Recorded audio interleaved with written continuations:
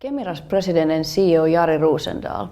The company's revenue outlook was modified. What's the reason behind this change? Well, in the beginning of the year, we guided that we will grow our revenue compared to last year. And now we're saying that it's going to be roughly on the same level.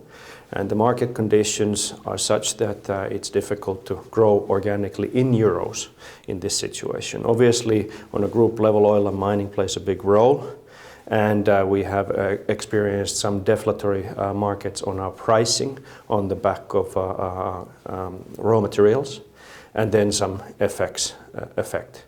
But I'd like to point out two things.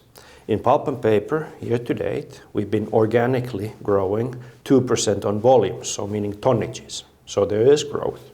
And we have been growing 3% in M&I in tonnages, meaning volume, and that also organically. So that's why I'm not that worried of the development, but obviously one needs to focus on it.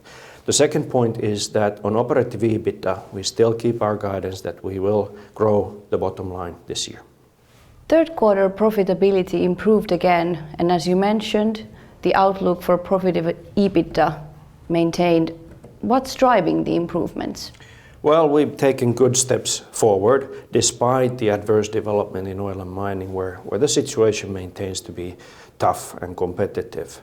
But pulp and paper made a sort of a new threshold exceeding for the first time 14% operative EBITDA, which is a good step forward, and Kim Poulsen and his team has been doing a good job, and we improved from last year almost 200 basis points. So our strategic steps are working.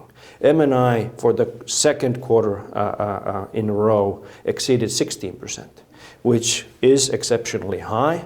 But when we think of the group's 14 to 16% target on a mid to long term basis, these units are already delivering there.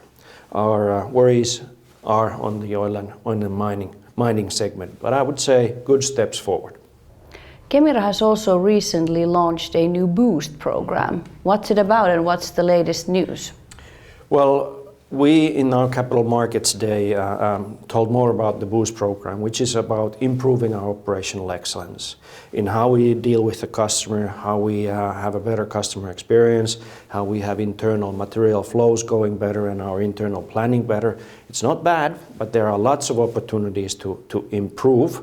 Also how we automate some manual processes in the future. And now the latest news is that we've signed a contract with a company called Odyssey Logistics and Technology, a US-based $2 billion corporation that focuses on serving companies with their logistics capabilities. So step by step next year we will transfer our road transportation, our external road transportation in EMEA and in North America, and then we'll start to handle that.